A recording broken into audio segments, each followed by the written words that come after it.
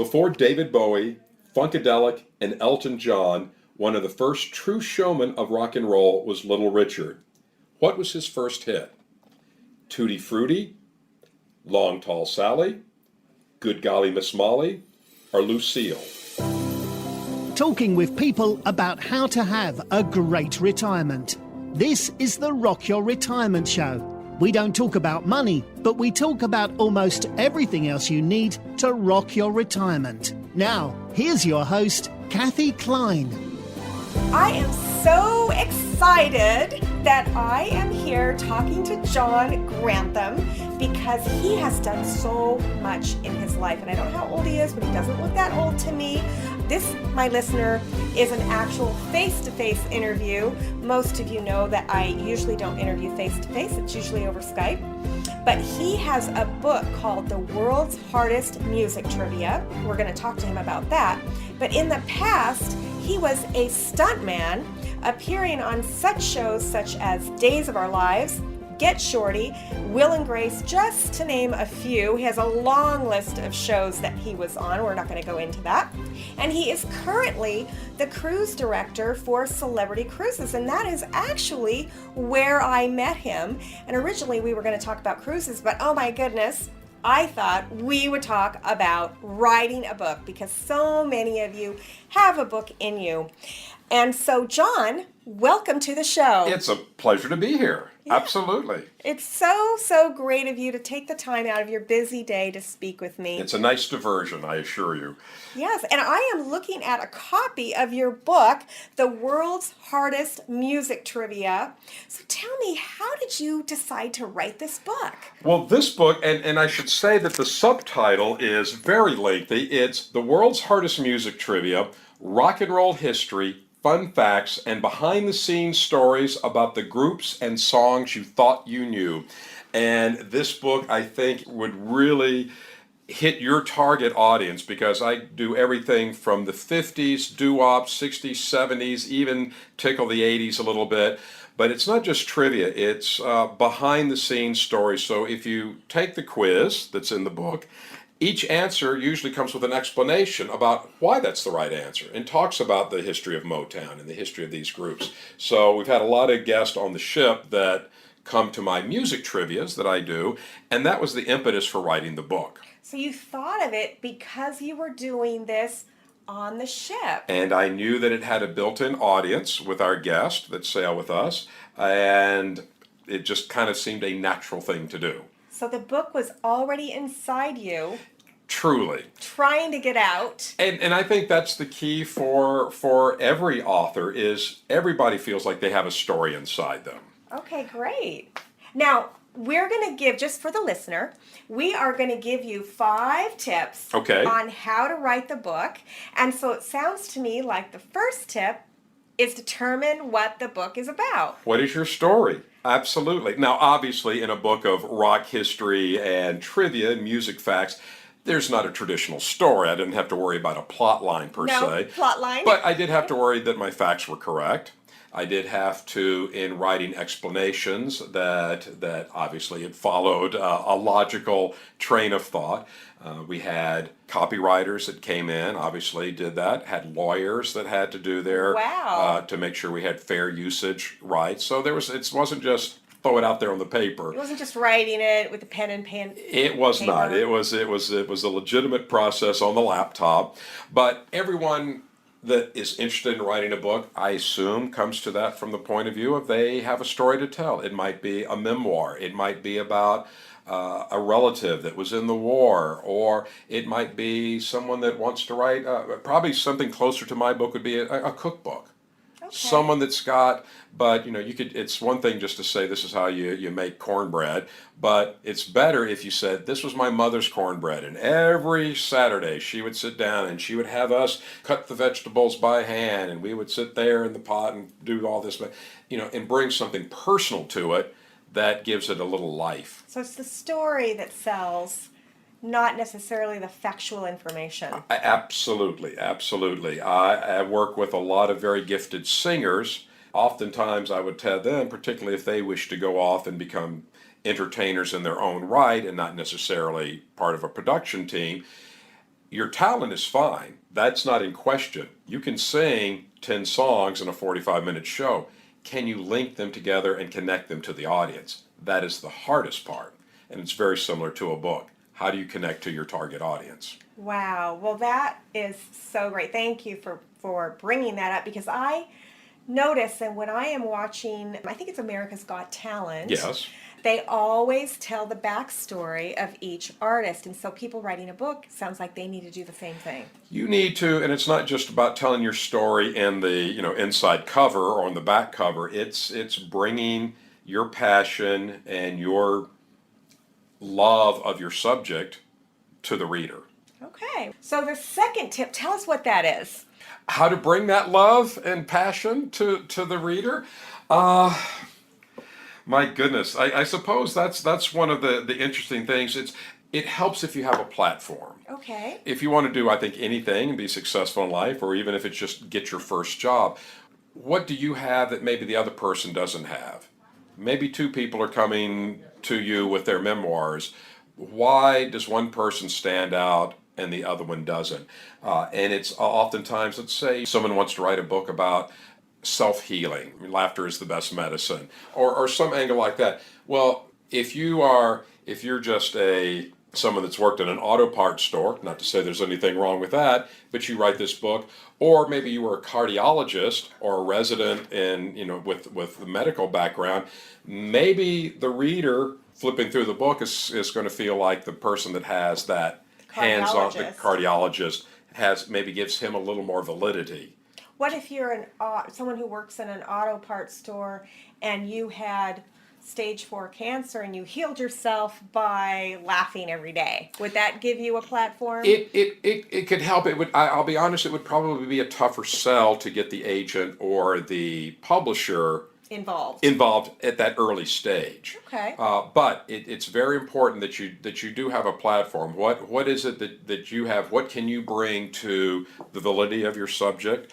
What can you bring to the publisher, so the publisher or whoever is helping to market your book, whether it's a publicist or an agent, what makes you and your words on the page stand out from the pack? So let's talk about your book. Okay. And what was your platform? Was it the fact that you were doing this every day on the cruise ship? Or how did you get your book out to the world to be seen as the expert in this? Well, actually, it was probably the coming together of several things. I think planets aligned on a lot of levels for me.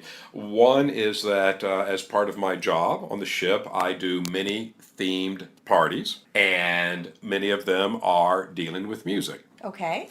It's always very successful, and it is obviously you pander to the home crowd, and because many of our guests are of that early rock and roll era, the 50s, the 60s, into the 70s, my trivia and my backstories were heavy in that area.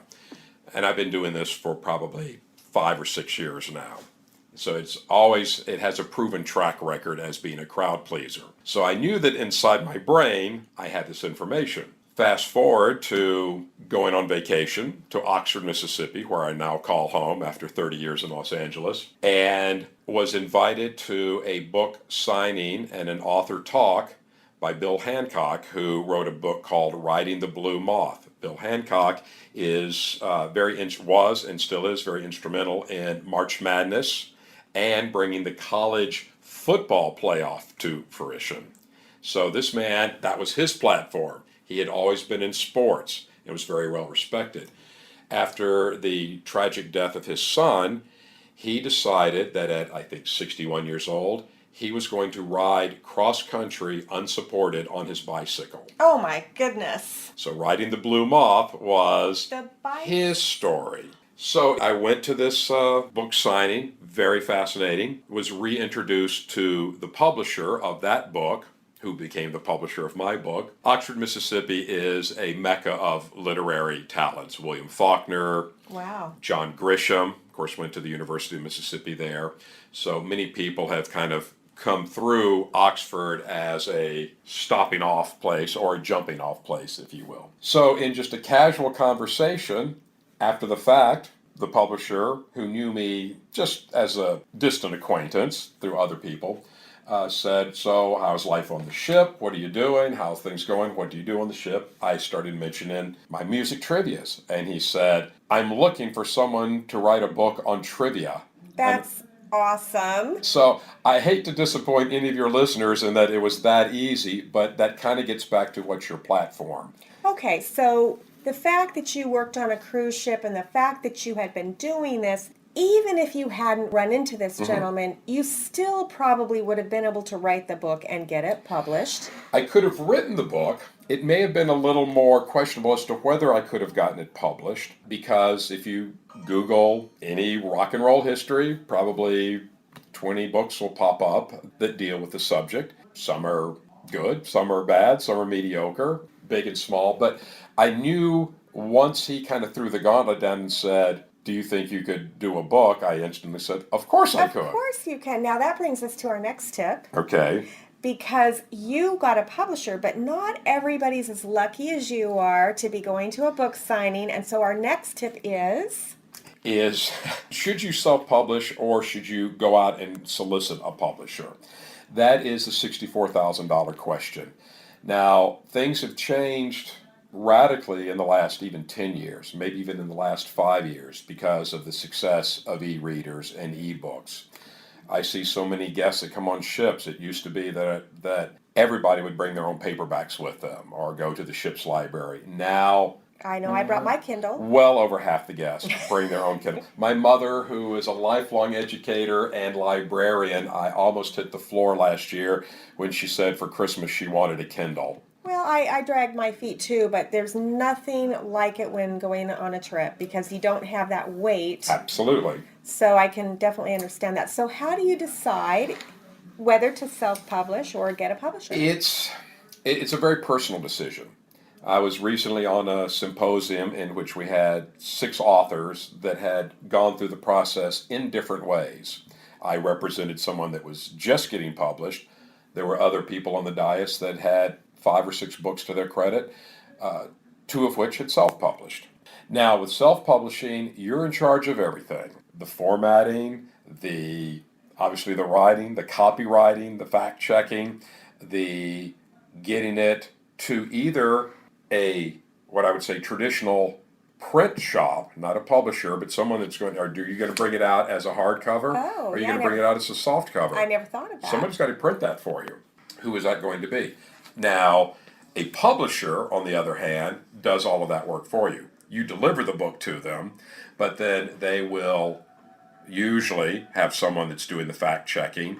It's usually someone that will do the proofreading for you. That's an advantage.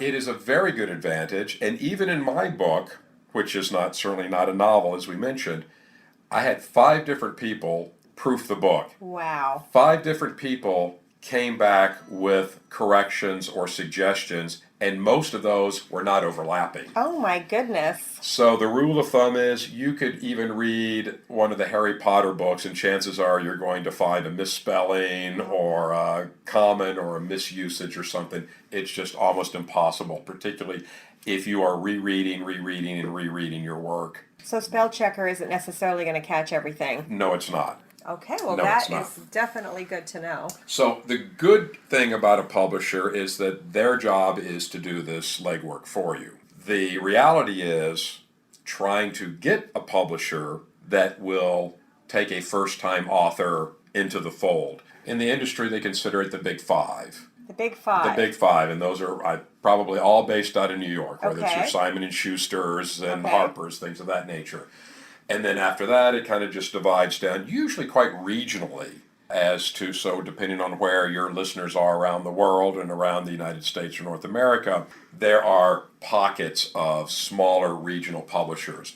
I was published by Nautilus Publishing out of Oxford, Mississippi. Oh. Very well respected. They do a lot of, they've done some academic work. They published Chancellor Kayat, who was the outgoing chancellor at the University of Mississippi, published his memoirs. So they have a wide range of books on music history, So civil it was a rights. perfect fit for you. It worked perfectly because I was considered, in this case, a local author, but my music background, certainly if you're from the South, that's the cradle of rock and roll. Right, absolutely. Well, how would my listeners find a regional publisher? Just Google it? There's several. There's no better time to learn anything in life now. I don't care how young or old you are. If you want to start learning how to play the guitar, you Google how to play Johnny Be Good, and there will be 500 people on YouTube that'll pop up and show you how to play Johnny Be Good. Isn't that great? It is phenomenal. I'm so thrilled to be living in this age of technology where you don't have to go to the library. My mother will hate me for saying this, or go and buy a publication or something. It's good and bad. It's good and bad. We're inundated with information. And not all of it is correct. That's true. So check your facts. And even on YouTube, someone will say, well, Johnny Be Good is in this chord when it should have been in this chord. Uh-huh. But the same thing is very true of publishing and writing. There's so many tools on board and online that can really direct a budding author in the right directions. There's 2 good publications that you can buy. I always prefer to have that thick book, Sears catalog size book that you can peruse and dog ear and underline. There's the Writer's Marketplace is one of them, and there is another one which, forgive me, it eludes me, but if you go to any of online or any of the brick and mortar bookstores in the writer section, it's very obvious.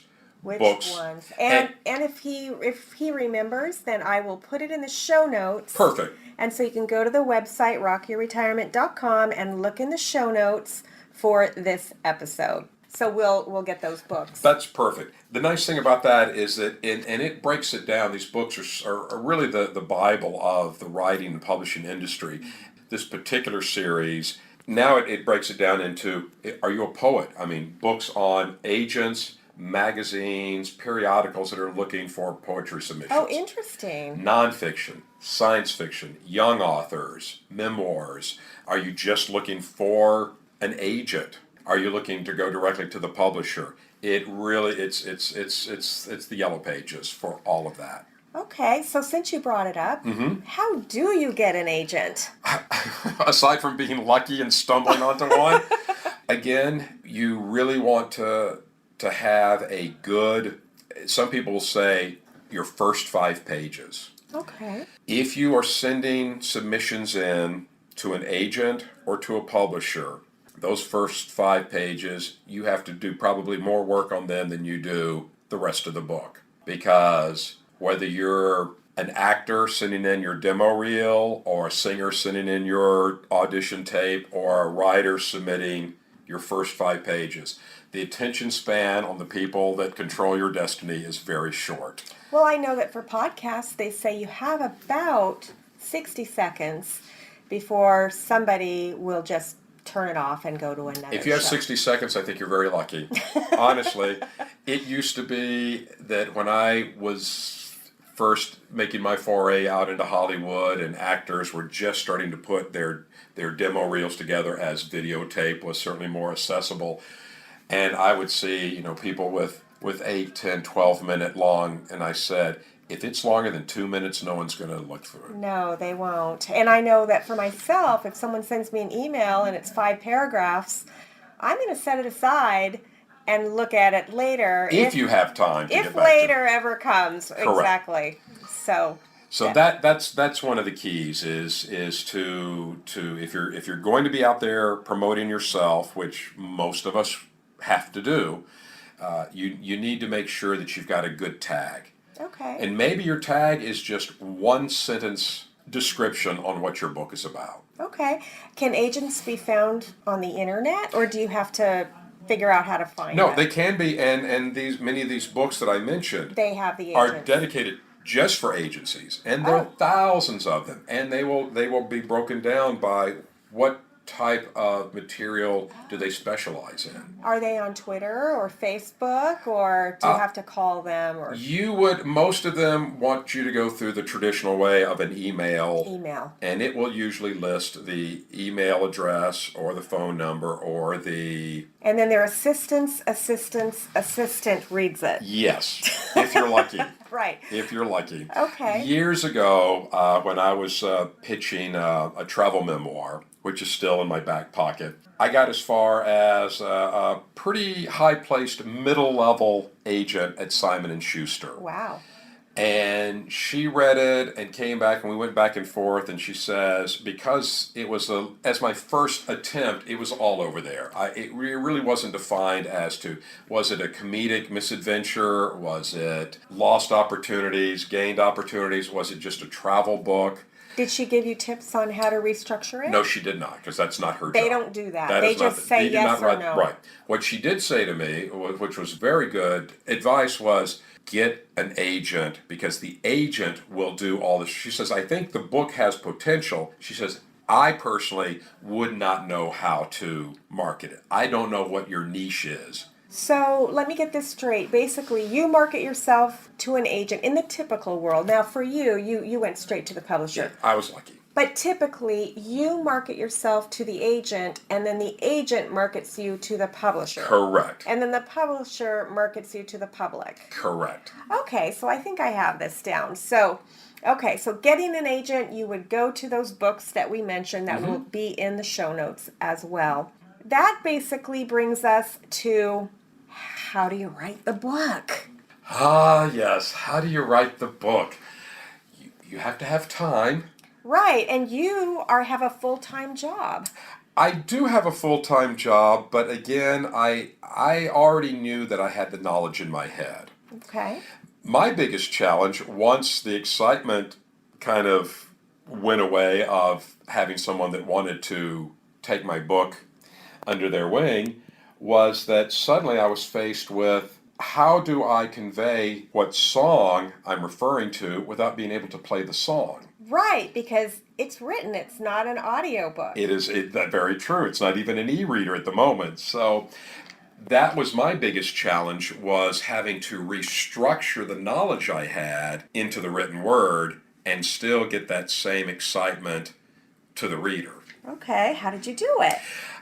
I sat down with some really nice wine in front of my laptop, played a lot of music. That was my background. Okay. And I have an extensive collection of music, of which most of these questions are called from. And I just really kind of tried to clear my mind and say, okay, this person reading this question has no idea what song I would drop the needle into the groove on. So do I just come out and say, when this song was released, and give the name of the song, and say, it went to this part on the chart. So in other words, you have to kind of coax them along. Right. So sometimes I would just say, when Johnny B. Good came out, blah, blah, blah. Other times I would have to say, this artist released a song in 1961 that 14 years later was a hit for the Carpenters. What was that song? And that probably made it more interesting to the reader as well, because you're mixing up the way you ask the questions. Exactly. Right? Exactly. Now, has any of this writing the book transferred into your job as cruise director? In other words, do you ask questions differently now? No, I don't. I have changed some of the questions based on the excitement that I had in writing the book and going, you know what, I really enjoyed that question. Okay. I think that's a good background. I've added things. I've taken some things out. I can also adapt my quizzes on the ship based on the demographics of the guest. If I'm doing a cruise in Australia and I have all Australian guests, I have a music trivia based solely on Australian artists. That's awesome. And that's really hard to do because most Americans have never heard of some of those great early Australian authors. But Australians have. Australians have. But I'm sure your average listener has never heard of Billy Thorpe and the Aztecs or John Farnham or Johnny O'Keefe, who were huge artists there before the 70s, when jet travel made it easy for those artists to finally get out and do world tours. Wow. Isn't it interesting how the world has changed? Absolutely. Absolutely. Because you can have an internet presence, you can have a podcast, you can have things, you have ways of getting your expertise and your love and your knowledge out in front of a public that we never had before. That's great. So getting back to the writing process. Okay. any tips for my listeners on how to get it? Either do they handwrite it? Do they type it? I mean, you did it without internet. Or did you have internet? I actually did the physical writing when I was home on vacation. Oh, you did? Okay. I did. I have 2 months off from the ship at a time, and I wrote the entire thing while I was home. My entire floor of my living room, the entire dining room table was just covered with notes and records and photos and everything. Now, I'm looking at a physical copy of your book, Yes. John, and it is not a skinny pamphlet. It's 388 pages. And you did all of that in 60 days. Yes, I did. That is crazy. Yes, it is. I don't know how I did it. You must have been writing 12 hours a day. Well, fortunately, being a cruise director is very good training for staying up with long hours. Okay. I can assure you. It was, in my case, it was just, I knew I had to hunker down because I knew I had a finite time in which to deliver the book, and I was determined to make sure I did. Also, I would send, in the early first 2 weeks, I sent several formats of the book to the publisher and said, this is the direction I'm heading, what are your thoughts? So you bounced it off of... Absolutely. Originally, the book was to be divided, in my mind, into 3 sections. Section 1, just the questions. You know it or you don't. Okay. Section 2, the questions repeated, but now I give you multiple choice. Okay. Section 3, questions, multiple choice, show you the answer, and then give you the backstory as to why that was the answer. The book would have been 680 pages. Oh my goodness. We didn't have that luxury. So we divided into 2 sections, what we call the master level, which is just the questions and you know the answer or you don't. The second half is the mortal level, where we give you the questions, it has multiple choice, the correct answer is in bold, and then you have the backstory. That's probably where most people are going to flip back to, I would guess. Absolutely, and it's a good book if you were having a party, if you were doing a pub quiz, if you're in a long car vacation, and you could flip by and you could ask the question and give the person you're giving it to the multiple choice, and then the answer's right there. I love it. Do you want to read one of them for our guests or for our listeners? Sure, I suppose I can. Before David Bowie, Funkadelic, and Elton John, one of the first true showmen of rock and roll was Little Richard. What was his first hit? Tutti Frutti, Long Tall Sally, Good Golly Miss Molly, or Lucille? I'm going to guess Good Golly Miss Molly? Is incorrect. Oh, darn it. Tutti Frutti is the answer. Okay, so does it say what's the backstory or? Well, I listed a few things about Little Richard because obviously he had such a rich and dynamic history. I mentioned that in 1957, at the height of his career, he retired from the industry. What did he retire? What did he do after he retired? Did he quit because of a car accident? Because he was drafted into the Army? Because he went to jail? Or because he became a preacher? Oh, that's a tough one. I'm going to guess became a preacher? He became a preacher. No, I got one right. He actually rebelled against himself and the sins of rock and roll and became a preacher. Oh my goodness. A few years later, he came back to rock and roll for the money, of course. Oh, of course. That is awesome. So that actually is bringing us to a close, unless there are any other bonus tips that you'd like to give to the listener. I would say be passionate about what your subject is. I don't think there's any story inside anyone that does not deserve to come out. There may be 50 people on any given month that submit a story to a publisher about some crime that started in a rattlesnake farm in South Dakota. If there are rattlesnakes in South Dakota, I don't know. But what makes your story shine and separates you from the rest of the pack? Decide whether it's better for you to self-publish and do the work and do all the legwork. Do you have the time to do it? Do you have the desire? Do you have the drive to do it? Or do you want to face the potential disappointment in looking for an agent, as did every best-selling author? They'll all tell you, I got 30 rejection letters. I got 80 rejection letters. You have to be persistent. Right. Okay. Well, that is good to know. How can we buy a copy of your book? Well, funny you should ask that. You could either go through my publisher, which I'm sure he would appreciate, which is Nautilus Publishing, or the easy way is Amazon.com, the world's hardest music trivia. Absolutely wonderful. So listeners, go ahead and go to either of those two places to buy the book. And if somebody wants to contact you, is there a way to do that? Actually, we have a website on Facebook just for the book, which has a Monday morning trivia every Monday. It's either from the book or something else that doesn't give away something from the book. Also, rock and roll and popular music trivia tidbits. We've just been advertising Ron Howard's new movie, which comes out the end of this month, which is called 8 Days a Week. It's some never before seen footage about the touring years of the Beatles. So if it has a rock and roll tie-in, we try to feature it, and it's basically on Facebook, and it is facebook.com/the world's hardest music trivia. Wonderful. Well, great. Well, thank you, John, for coming on the show. Really appreciate your taking time out of your schedule. My pleasure, absolutely. And good luck to all of your fledgling authors out there. No story is undeserving of being told. Great, thank you. Thanks for listening to the Rock Your Retirement Show. If you are rocking your retirement or know someone who would make a great guest on our show, please send us an email at podcast@rockyourretirement.com.